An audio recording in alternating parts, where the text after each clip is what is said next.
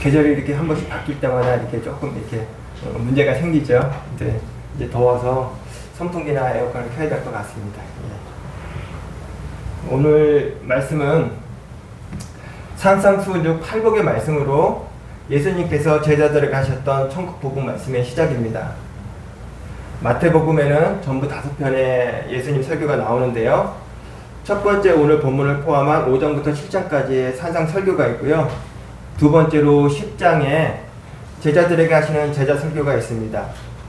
세 번째로 13장에 천국 비유 말씀인 천국 비유 설교가 있고요. 네 번째로 18장에 공동체 설교, 즉 교회 설교가 있습니다. 마지막 5번째로 24장, 25장에 세상의 마지막 날에 일어날 종말에 대한 설교이고요. 마태복음에 나오는 예수님의 5편 설교가 예수님 말씀의 중요한 기둥을 이루면서 이것이 구약의 모세오경을 대체하는 새로운 모세오경이라고 말씀하십니다.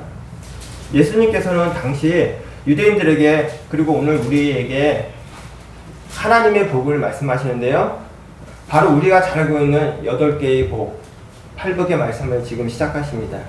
여기까지가 본문의 배경인데요. 저는 지지난주에 성령의 9가지 열매 말씀을 준비하면서 8복 말씀을 해야겠다는 이렇게 그때 감동이 왔었습니다. 혹시 그때 성령의 9가지 열매라는 설교를 들으시면서 뭔가 좀 이렇게 부족하다는 느낌 안 드셨나요? 밥을 먹고 나면 조금 부족한 느낌이 있잖아요. 후식이 필요한 것처럼. 만약에 그런 느낌이 드셨다면 정말 설교 잘 들으신 것입니다.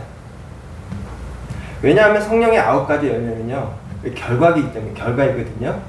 결과인데 제가 말씀드린 그때 설교 안에는요, 과정이 빠져 있었습니다. 그러니까 방법론이 빠져 있었거든요. 그럼 이 좋은 성령의 9가지 열매는 어떻게 하면 맺을 수 있을까요? 그 말씀을 이제부터 말씀드리려고 합니다. 바로 그 아름다운 열매를 맺는 비법이 바로 8복인 것입니다. 성령의 9가지 열매를 맺기 위한 비법, 비방이 바로 8복인데요. 저는 이제 체육학과를 졸업하고 학교를 하나 더 다녔는데요. 건강에 대해서 좀 이렇게 심도 있게 공부하고 싶어서 한방건강학과에서 다시 공부했습니다. 졸업 후에는 장로님이 운영하시는 이래제약이라는 한방제약회사를 다녔는데요. 그리고 한의원 원장님을 대상으로 이제 일을 하게 되었습니다. 한의원마다 보니까 다 비법이 있더라고요. 그때 어느 원장님이 해주신 말씀인데요. 이 원장님이 우리나라에서 공부하고 또 중국에 유학을 가 있답니다. 그러니까 비법을 좀 배우고 싶어갖고, 원래 한의학도 다 중의학에서 시작된 거니까. 그래서 힘드셨지만 이 원장님이 비법을 배우기 위해서 유학을 가시고 또 중의원에서 계속 일을 하셨는데, 이제 시간이 꽤 많이 이렇게 노력을 하셨다고 그러더라고요. 그러던 어느 날 드디어 중의원 원장님이 비법을 알려주신다고 귀에다 대고 얘기를 하셨답니다. 이 원장님이 두근거리는 가슴으로 진정하면서 들으셨는데요.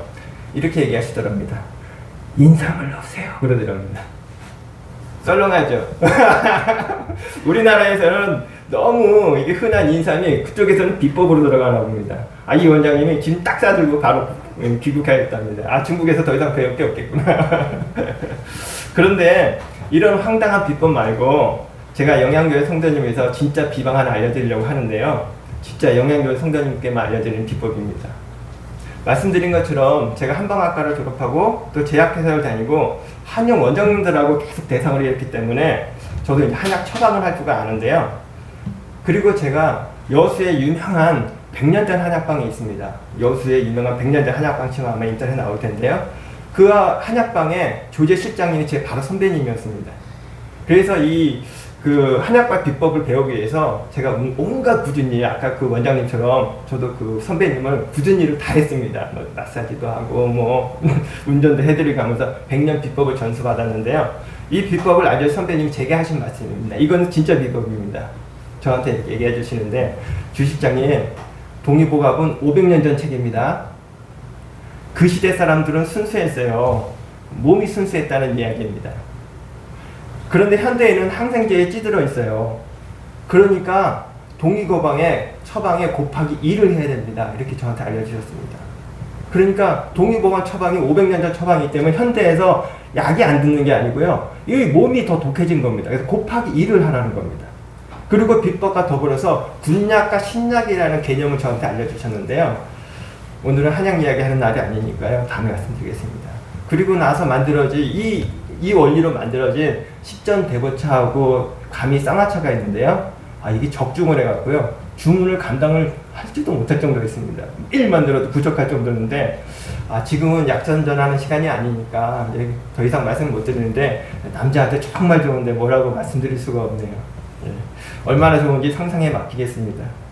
제가 비범과 비법이 얼마나 좋은지 설명하기 위해서 자세히 이렇게 좀 길게 말씀드렸는데요. 바로 그 좋은 성령의 9가지 열매를 맺는 비법이 또 비방이 바로 팔복이라는 것입니다. 할렐루야. 저는 앞으로 마태복음 5장 1절에서 12절 말씀으로 8회에 걸쳐서 말씀을 드리려고 합니다. 다소 놀라시는 것 같은데요. 8번이나요. 예.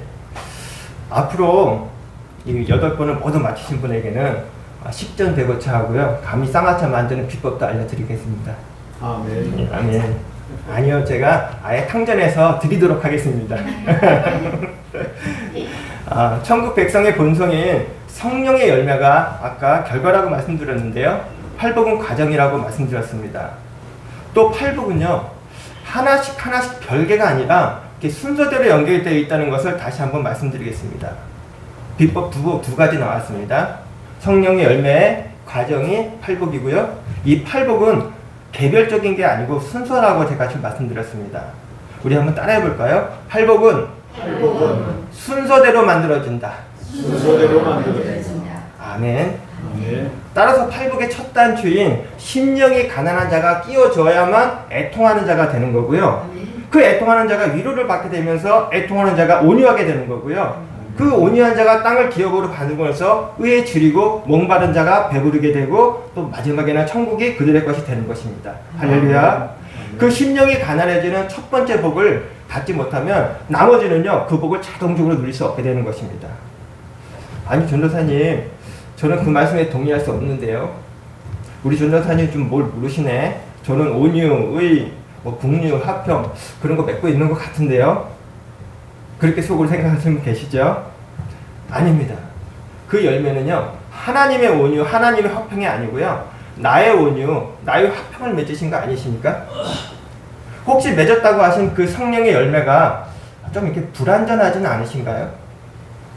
순서가 맞지 않기 때문에 불안하신 것입니다.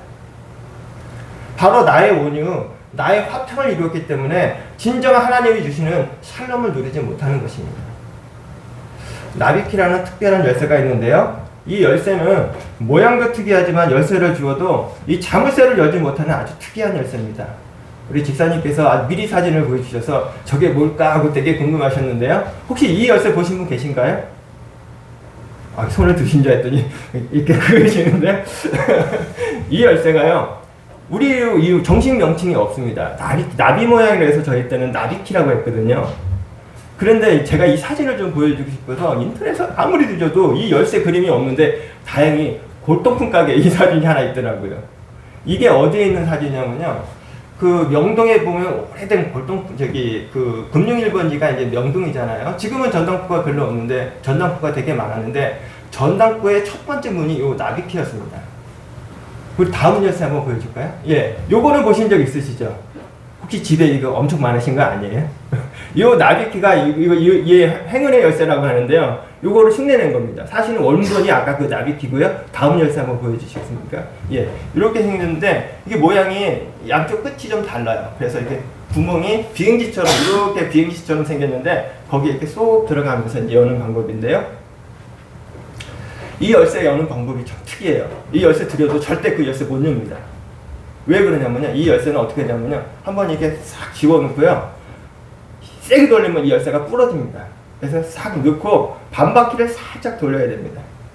그리고 계속 돌리면 안 돼. 그럼 부러져요. 그리고 다시 또 반바퀴를 살짝 돌립니다.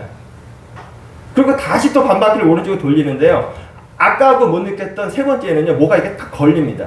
그때는 세게 눌러야 돼요. 하고 탁 하고 누르면서 이 문이 싹 올라가는, 원래는 이게 샷타키인데요, 샷다가 싹 하고 올라가는 그런 열쇠입니다. 이 열쇠는요, 순서에 맞게 왼쪽부터 돌려도 안 되고요, 순서에 맞게 돌려야만 열리는 특이한 열쇠입니다. 마치 팔복을 열고요, 다시 왼쪽으로 성령의 열매를 맺고요, 다시 오른쪽으로 성령의 은사를 맺을 때 하늘문이 열리는 그런 거하고 똑같습니다. 이렇듯 팔복도 심령이 가난한 사람이 애통하게 되는 거고요. 애통하는 사람이 온유하게 되고, 온유한 사람이 의에 줄이고 굶주린 자가 목마른 자가 되면서 천국이 열리게 되는 것입니다. 바로 팔복의 과정을 순서대로 통과한 사람이 성령의 열매를 맺고 최종적으로 하나님의 영광이 되는 성령의 은사를 누리게 되는 것입니다. 할렐루야. 아멘. 그럼 본론 첫 번째로 팔복과 이를 감싸고 있는 산상수훈에 대해서 알아보겠는데요. 오늘 읽으신 예수님께서 하신 40편 설교 중 오늘 읽으신 본문을 포함하고 있죠. 5장부터 7장까지를 우리가 산상수훈이라고 하고 있습니다. 혹은 산상보훈이라고 하기도 하죠. 따라서 마태복음에서 예수님의 첫 설교가 산상수훈이고요. 또 산상수훈에서 다시 첫 번째 설교가 팔복인 것입니다. 그래서 우리가 한번 산상수훈에 대해서 좀 알아보고 가려고 하는데요. 먼저 산상수훈의 뜻은요, 내릴 숫자가 조금 이렇게 이해가 잘 안 되는데요. 산상까지는 이해되는 숫자가 내릴 숫자입니다. 그래서 내릴 숫자를 써서 산 위에서 가르침을 내린다는 뜻이고요. 또 산상수훈을 다른 말로 또 산상보훈이라고 하죠. 숫자 대신 보배로울 보자를 써서 산 위에서 하시는 보배로운 가르침이라는 말입니다. 또 누가복음에서는요, 평지설교라고 말하고 있는데요. 그냥 우리는 쉽게 그냥 산상설교 이렇게 말씀하면 좋을 것 같습니다. 마태복음의 저자인 세리 마태는요, 유대인입니다. 그리고 세리니까 굉장히 공부 많이 했겠죠. 지식인입니다. 마태복음 구성도 구약에 정통한 지식인답게 모세오경과 같이 이렇게 구성을 하였는데요. 그래서 신의 산과 비교할 수 있도록 산이라고 얘기한 것입니다. 같은 내용을 작성한 누가복음에서는 누가는 누구죠? 누가는 헬라인입니다. 누가는 일부러 많은 사람들이 모여있다는 것을 강조하기 위해서 평지라고 하였고요. 같은 장소인데 한 사람은 산 위라고 얘기하고 한 사람은 평지로 보았습니다. 산 위로 본 사람은 아마 이게 학자 스타일인 것 같고요. 이게 평지로 본 사람은 경쟁이라고 보면 될까요? 그리고 마태는 심령이 가난한 자라고 이야기하고요. 누가는 심령을 탁 빼고 그냥 가난한 자라고 얘기하고 있습니다. 이 또한 단어의 하나하나에 신중한 의미를 두고 있는 학자 스타일. 가난해야 되는데 바로 심령이 가난해야 된다고 말씀하시는 학자 스타일과 의사 누가는 경제인 아닙니까? 예수님의 말씀을 잘 전달하기 위해서 잡동사니 다 빼고 핵심만 전달하고 기억하기 위해 실천할 수 있도록 배려한 것 같습니다. 예수님께서는 치유 사역을 어느 정도 정리하시고 이제 장소를 옮겨서 말씀 선포의 사역지로 언덕을 선택하셨습니다. 그리고 첫 설교로 팔복을 말씀하시면서 심령이 가난한 자는 복이 있다고 말씀하시는데요. 그런데 이 말씀을 성경 원문으로 보니까 좀 순서가 좀 다르더라고요. 복이라는 그 말이 행복이라는 말인데요. 그게 좀 앞에 나와 있습니다. 제가 한번 원문을 그대로 한번 제가 읽어볼게요. 행복하도다 심령이 가난한 자여, 왜냐하면 하나님의 나라가 그들의 것이기 때문이다. 행복이 먼저 나와 있습니다. 먼저 선포하시는 건데요.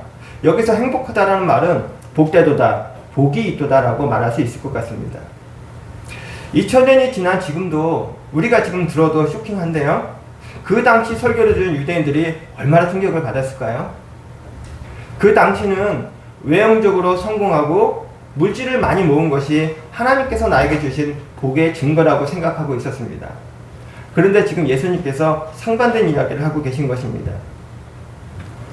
성도 여러분, 행복하기 원하십니까? 아멘. 아멘. 저도 아멘입니다. 팔복의 말씀은 제가 오늘 설교 제목처럼 말씀드린 것처럼 행복으로 가는 8계단이라고 말씀드릴 수 있습니다. 그래서 오늘 말씀의 제목이 8가지의 행복과 기쁨입니다. 복이라고 하니까 어쩜 이렇게 외형적인 거 이럴 것 같아서 제가 복 대신 행복으로 바꿨습니다. 따라서 오늘 말씀이 행복으로 가는 여행의 시작이며 하나님 나라의 서막인 것입니다. 서막이라고 하니까 좀 너무 이렇게 거대한 것 같은데요. 제가 혹성탕칠 영화를 너무 좋아해서 그 제목이 반격의 서막 아닙니까? 그래서 그 흉내를 좀 내봤습니다. 팔복을 다른 말로 기독교의 8가지 복이라고 이야기하기도 하고요. 또는 어떤 목사님은 예수님의 행복론이라고 이렇게 얘기하더라고요. 저는 하나님 나라로 가는 8개의 계단이라고 이야기할 수 있고요. 혹은 하나님 나라를 여는 첫 번째 키 팔복이라는 제목도 한번 생각해 보았습니다. 그렇듯 우리들이 살면서 가장 원하고 또 인간이 가장 갈망하고 절실한 것이 행복일 것 같습니다. 사실 행복하고 싶어서 결혼도 했고 더 행복하기 위해서 이것저것 일하고 요구하는 건 아닐까요? 그렇다면 우리가 그토록 원하는 행복의 의미는 도대체 무엇일까요? 우리나라에서 전통적인 복은 오래 사는 거, 부자 되는 거, 성공하는 거, 그 다음에 자녀 잘 되는 거, 뭐 건강한 거 이렇게 얘기하는 것 같습니다. 이러한 관습에 젖어서 우리는 예수님께서 말씀하신 팔복을 세상에서 말하는 복, 그 복을 5개도 아니고 8개나 주시나 보다 하고 귀를 쫑긋하고 들어봅니다. 그런데 시작부터 좀 이상하죠. 심령이 가난한 자는 복이 있다고 말씀하시고 혹시나 하고 8번째 끝까지 들어보니 갈수록 태산이라고 의를 위하여 핍박을 받는 자가 복이 있다고 합니다. 들어줄 만한 게 하나도 없는 것 같은데요. 그래서 실망하고 팔복을 더 이상 묵상도 하지 않는 것 같습니다. 그러나 영양교회 성도님, 성경의 핵심에 신약이 있고요. 신약의 핵심에 사복음서가 있고요. 또 사복음서의 핵심에 산상수훈이 있습니다. 산상수훈의 핵심에 팔복이 있고요. 팔복의 핵심이 바로 심령의 가난인 것입니다. 거꾸로 말씀드려서 심령의 가난이 핵심 중에 핵심인 것입니다. 나는 왜 이렇게도 마음이 가난하고 생활도 가난한 거예요? 이런 생각 해보셨나요? 예수님 말씀에 그리스도인으로서 가장 중요하고 큰 복을 받았다고 합니다. 왜요? 천국이 그들의 것이기 때문이라고 하십니다. 할렐루야. 아멘. 이렇듯 예수님께서 처음으로 입을 열어 가르치신 말씀이 참 행복이 무엇인지 가르쳐 주시려고 하신 것인데요. 이는 물질적이고 세상적인 것이 아니라 영적이고 인격적이라는 것 사실에 우리가 주목해야 할 것입니다. 아멘. 바로 심령이 가난한 자, 애통하는 자, 온유한 자, 의에 주르고 목마른 자, 긍휼히 여기는 자, 마음이 청결한 자, 화평케 하는 자, 의를 위하여 박해를 받은 자라고 하십니다. 예수님께서는 계속해서 행복은 무엇을 소유하느냐가 있지 않고 내가 어떤 사람이 되느냐에 있다고 말씀하십니다. 이 말씀은 자기 형상대로 지으신 하나님을 닮을 때 참 행복이 있다는 것입니다. 다시 말씀드려서 다른 사람을 아름답게 하고 나의 주권을 하나님께 드리는 것이 팔복의 삶이라고 말씀하시는 건데요. 이런 참 행복을 누리시는 영양교회 성도님 되시기를 예수 그리스도 이름으로 축복합니다. 아멘. 물론 두 번째, 천국과 하나님 나라에 대해서 말씀드리겠습니다. 천국이 있죠. 그리고 제가 지금 계속 왔다 갔다 하고 있는데요. 또 하나님 나라가 있습니다. 또 이단이 아니라도 킹제임스에서는 왕국이라고 얘기하고 있습니다. 그리고 또 낙원이라고 또 있죠. 그럼 또 낙원은 또 뭐야? 이렇게 천국에 이렇게 여러 종류로 나눠지죠. 제가 알기로는 영양교회 성도님은 천국에 대해서 이미 많이 배웠으리라 생각되어집니다. 그동안 배우신 천국의 개념이 저는 옳고 맞다고 생각하고 있고요. 그에 비해서 저는 많이 부족한 전도사인 것 같습니다. 그러나 영양교회 성도님, 저는 부족하지만 천국과 하나님 나라에 대해서 바르게 전할 수 있는 능력을 하나님께서 직접 주실 것을 믿습니다. 아멘. 하나님만 믿고 따라주신다면 제가 아니라 앞으로 하나님께서 직접 우리 성도님께 천국에 대해서 알려주시고 천국의 삶을 살게 해주실 것을 믿습니다. 아멘.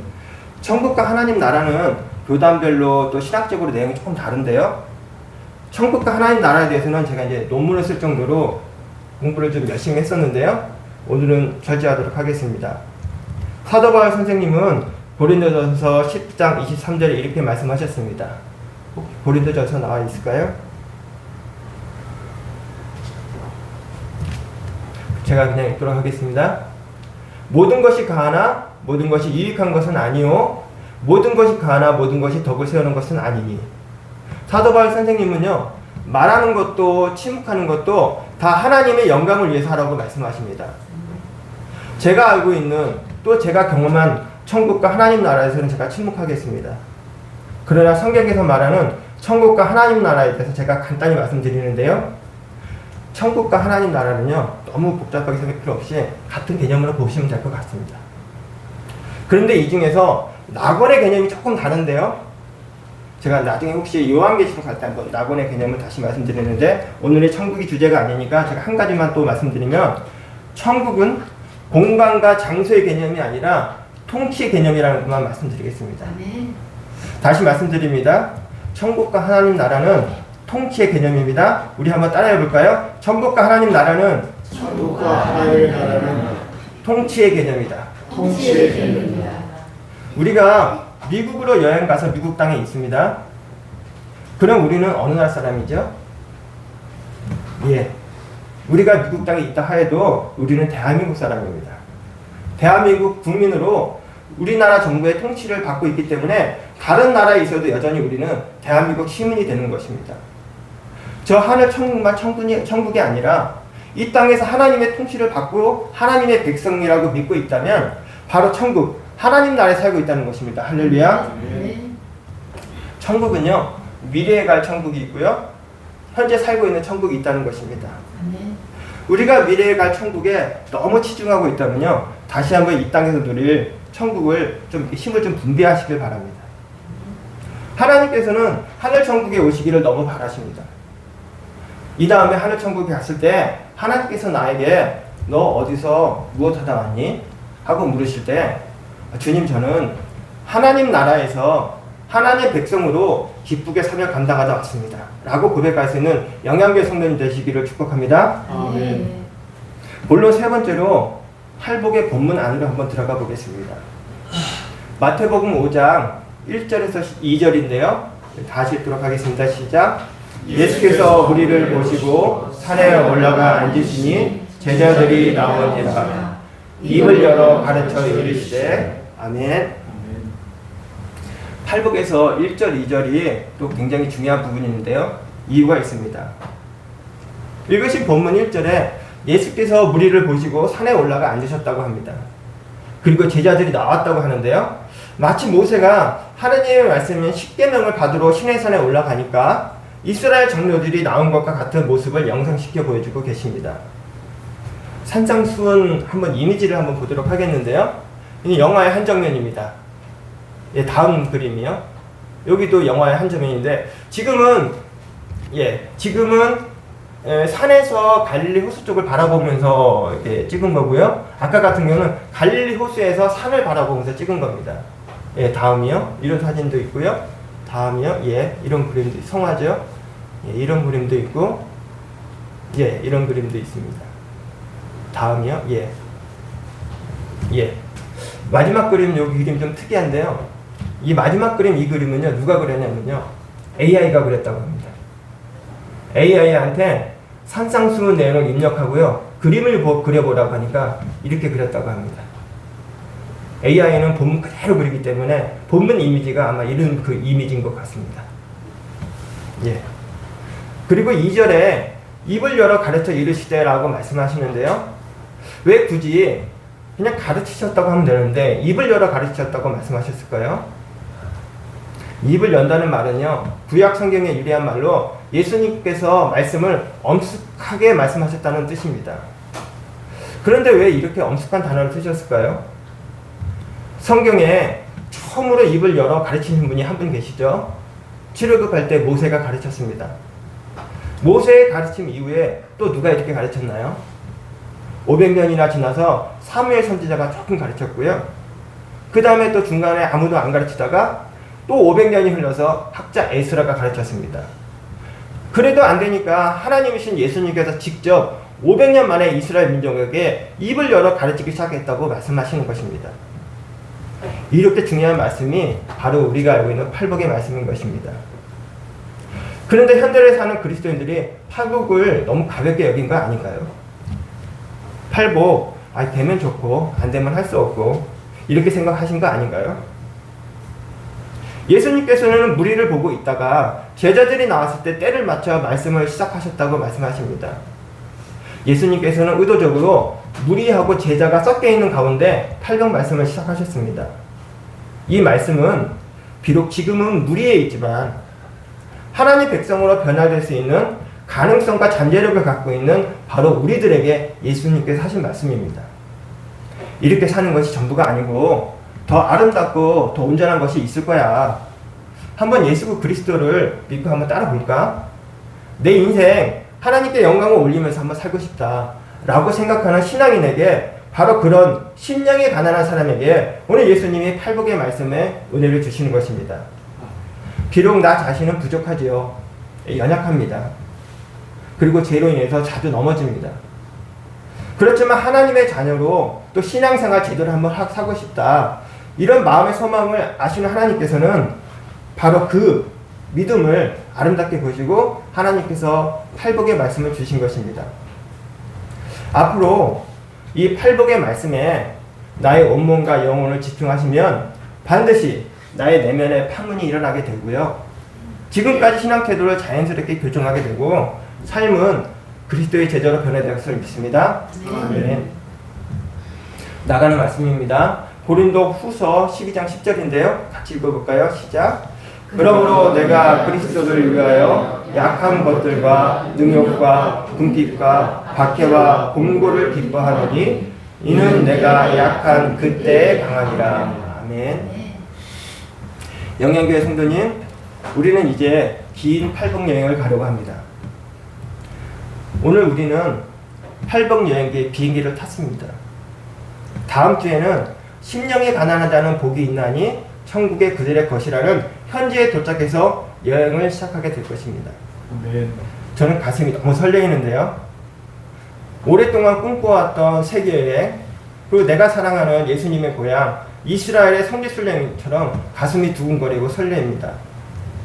우리가 모두 긴 팔복 여행 후에는 예수님을 많이 닮아서 돌아오게 되고, 그리고 먼 훗날 사랑하는 주님 앞에 섰을 때 우리 주님 앞에서 저는 팔복 여행의 기쁨과 감격으로 살았습니다 라고 고백할 수 있는 귀한 영양교회 성도님 되시기를 예수님 이름으로 축복합니다. 아멘. 이제 말씀을 맺도록 하겠습니다. 여행 가기 전에는 보통 주의사항과 준비물이 있죠. 첫 번째 제가 주의사항부터 말씀드리겠는데요. 저도 사실은 다녀온 여행이 아닙니다. 저도 성도님과 같이 처음 가는 여행이고요. 제가 이루었다고 말씀 선포하는 것이 아니고요. 저도 성도님과 같이 팔복이 저에게 이루어지기를 원하고 기도하면서 말씀 선포하는 것입니다. 우리 같은 마음, 팔복이 나에게 이루어지길 원하고 기도하면서 8가지의 행복과 기쁨이라는 여행을 같이 떠났으면 좋겠습니다. 아멘. 두 번째 준비물은 열린 마음과 기대감입니다.